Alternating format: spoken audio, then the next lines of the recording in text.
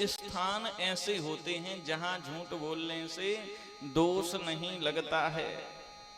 अब कौन कौन से स्थान है जरा ध्यान से सुने। स्त्री नर्म विवाहे च विद्यर्थे प्राण संकटे गो ब्राह्मणथ हिंसायाम नानृतम स्याजुगुप्सितम। बोले स्त्री नर्म विवाहे च, स्त्रियों से यदि कोई बात छुपानी पड़ जाए तो छुपा लो, उसमें दोष नहीं लगता है।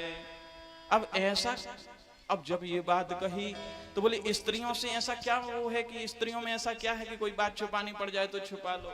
बोले इसमें भी कारण है। कौन सा कारण है जरा ध्यान से सुने। स्त्री नरम विवाही, जो स्त्रियों का जो हृदय होता है वो बड़ा कोमल होता है। अब आप काम करके बड़ी टेंशन में घर पे आए, अब वो आप बात बड़ी टेंशन वाली बात है और आप किसी को बताना नहीं चाहते।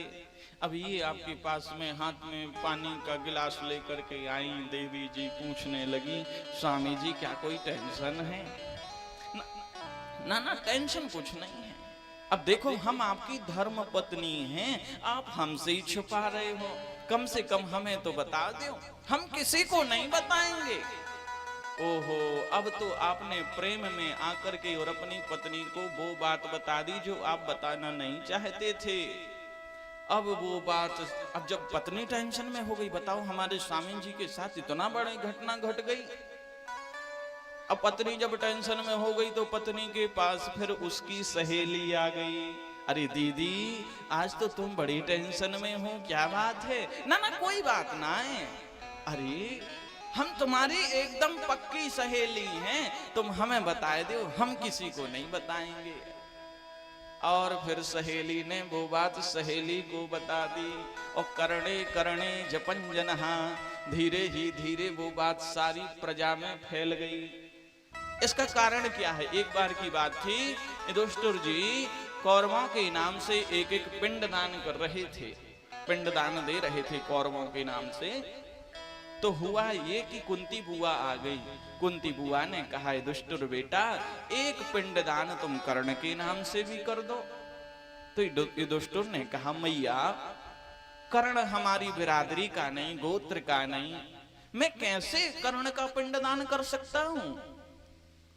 कुंती बुआ ने कहा बेटा जिस समय तुम्हारा जन्म नहीं हुआ था मैं कुमारी थी, कुमारी अवस्था में दुर्वासा ऋषि हमारे यहाँ आए थे, मैंने उनकी खूब सेवा करी, वह मुझसे प्रसन्न होकर के मुझे एक मंत्र दे करके गए। बोले बेटी इस मंत्र को जप करके तुम जिस देवता की ओर देख करके इस मंत्र को बोलोगी वो देवता तुम्हारे सामने प्रकट हो जाएगा। और मैंने उस मंत्र को एक दिन सूर्य नारायण भगवान को देख करके कौतूहल वश बोल दिया, तो सूर्य नारायण भगवान सामने प्रकट हो गए और मैं डर गई बहुत ज्यादा। सूर्य नारायण भगवान ने कहा बेटी तुमने मुझे क्यों बुलाया? मैं तो डर गई। मैंने कहा नहीं प्रभु मुझसे तो मैंने ऐसे कौतूहल बस मंत्र की परीक्षा लेने के लिए इस मंत्र को जपा था, मेरे मन में ऐसी कोई कामना नहीं है कि मैं आपसे कुछ मांगूं। तो सूर्य नारायण भगवान ने कहा बेटी देखो जब जब देवता आते हैं, जब जब देवता लोग आते हैं तब तब कुछ ना कुछ दे करके जाते हैं, इसलिए मैं तुम्हें वरदान देता हूं कि तुम्हारे यहाँ मेरे जैसा एक आयुष्मान पुत्र होगा। तो मैं उस समय कुमारी थी और बस मेरे हाथ में पुत्र आ गया, तो मैं घबरा गई और मैंने लोक लाज के कारण उस पुत्र को नदी में पत्तों में लपेट करके एक छबला में रखकर नदी में प्रवाहित कर दिया। अब वह बहता हुआ जा रहा था, रास्ते में एक शूद्र ने सूत ने उसको उठा करके पाल पोष करके बड़ा किया। और जिस सूत ने पाल पोष कर बड़ा किया था उनकी पत्नी का नाम राधे था। और जब पाल पोष करके उन्होंने बड़ा किया तो कौंती कर्ण राधे हो गया। बेटा जो कर्ण था वो तुम्हारा सबसे बड़ा वाला भाई था, इसलिए बेटा एक पिंडदान तुम कर्ण के नाम से भी कर दो। युधिष्ठिर जी बोले, माँ तुमने इतनी बड़ी बात हमसे छिपाई लोग लाज के कारण। अरे माँ तुम एक बार मुझे बता देती, केवल यह बता देती बेटा जो कर्ण है वो तुम्हारा बड़ा भैया है, तो हम कभी अपने बड़े भैया को मरने नहीं देते। हम पांचों मिलकर के अपने बड़े भाई कर्ण की खूब सेवा करते। लेकिन माँ आपने लोक लाज के कारण मुझसे इतनी बड़ी बात छिपाई है। आज से मैं सारी स्त्री समाज को श्राप देता हूँ कि कोई भी स्त्री अपने हृदय में कोई बात नहीं रख पाएगी। जब तक वो दूसरे से ना कह दे तब तक उसके हृदय में वेदना संवेदना चलती रहेगी, उसको उचक्सी भरी रहेगी जब तक वह दूसरे से कह ना दे।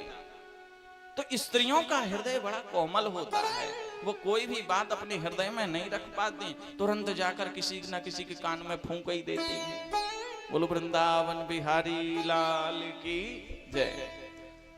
तो इसलिए यदि स्त्रियों से कोई बात छिपानी पड़े तो छिपा लो, उसमें दोष नहीं है, पाप नहीं लगता।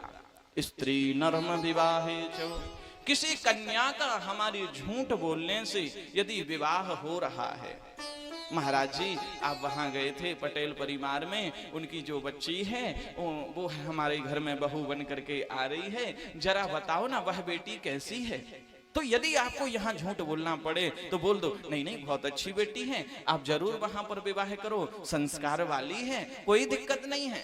तो यदि आप यहाँ पर भी झूठ बोलते हो, किसी कन्या के विवाह के लिए झूठ बोलते हो, तो उसका भी दोष नहीं लगता है। गौ और ब्राह्मण की हत्या हो रही हो और हमारी झूठ बोलने से बच रही हो तो झूठ बोल दो, वहां भी दोष नहीं लगता है। और छोटे छोटे जीवों की जहां हिंसा हो रही हो और हमारे झूठ बोलने से यदि हिंसा बचती